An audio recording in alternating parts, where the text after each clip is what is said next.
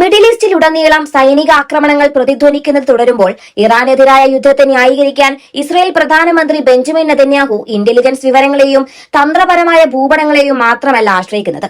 അദ്ദേഹം അതിനേക്കാൾ ശക്തമായ ഒന്നിലേക്ക് പിടിമുറുക്കുക കൂടി ചെയ്യുന്നുണ്ട്: ബൈബിൾ പ്രവചനം. നെതന്യാഹുവിന്റെ ഈ യുദ്ധ വാചാടോപങ്ങൾ മനസ്സിലാക്കാൻ നാം ജൂത ആഘോഷമായ പുരിമിലേക്ക് നോക്കേണ്ടതുണ്ട്. എസ്തേറിന്റെ പുസ്തകത്തെ കേന്ദ്രീകരിച്ചുള്ള ഈ കഥ നടക്കുന്നത് പുരാതന പേർഷ്യൻ സാമ്രാജ്യത്തിലാണ്, അതായത് ഇന്നത്തെ ആധുനിക ഇറാനിൽ.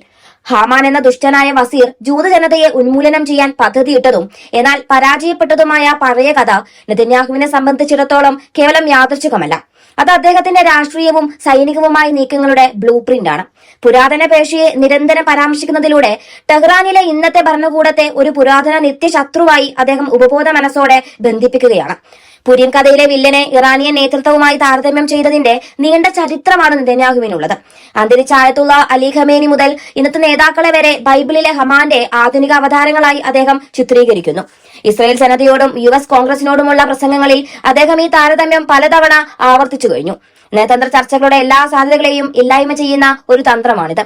ഹമാനുമായി നിങ്ങൾക്ക് ചർച്ച നടത്താൻ കഴിയില്ല, അദ്ദേഹത്തെ പരാജയപ്പെടുത്താൻ മാത്രമേ സാധിക്കൂ എന്ന് ലോകത്തോട് പറയാതെ പറയുകയാണ് നെതന്യാഹു.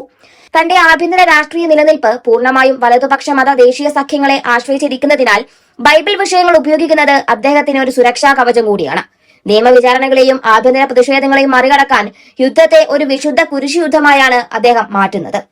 ബൈബിൾ പാരമ്പര്യം അനുസരിച്ച് ഹാമാൻ അമേലേക്കാരുടെ പിൻഗാമിയാണ്. ജൂതരുടെ ആത്യന്തിക ശത്രുവായ അമേലാക്കിനെ പൂർണ്ണമായും നശിപ്പിക്കണമെന്നാണ് തിരുവെഴുത്ത് കൽപ്പിക്കുന്നത്.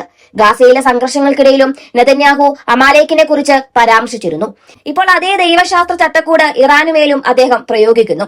ടെഹ്റാനെ അമാലേക്കിയ രക്തബന്ധവുമായി ബന്ധിപ്പിക്കുന്നതിലൂടെ സമ്പൂർണ്ണ വിജയമെന്ന ലക്ഷ്യം അദ്ദേഹം ന്യായീകരിക്കുന്നു. ഇവിടെ വെടിനിർത്തലിനോ വിട്ടുവീഴ്ചയ്ക്കോ സ്ഥാനമില്ല.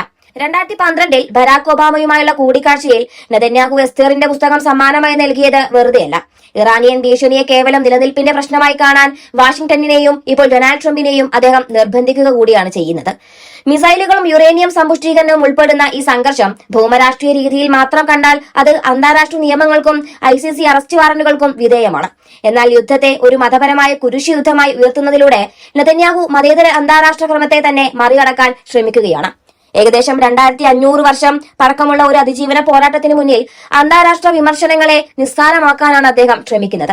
പക്ഷേ സൈനിക വിദഗ്ധർ മുന്നറിയിപ്പ് നൽകുന്നത് മറ്റൊന്നാണ്: ഭൂമിക്കോ വിഭവങ്ങൾക്കോ വേണ്ടിയുള്ള യുദ്ധങ്ങൾ ഉടമ്പടികളിലൂടെ പരിഹരിക്കാം, എന്നാൽ ദൈവിക കൽപ്പനക്കായി ചിത്രീകരിക്കുന്ന യുദ്ധങ്ങൾ വിട്ടുവീഴ്ചകളിൽ അവസാനിക്കില്ല.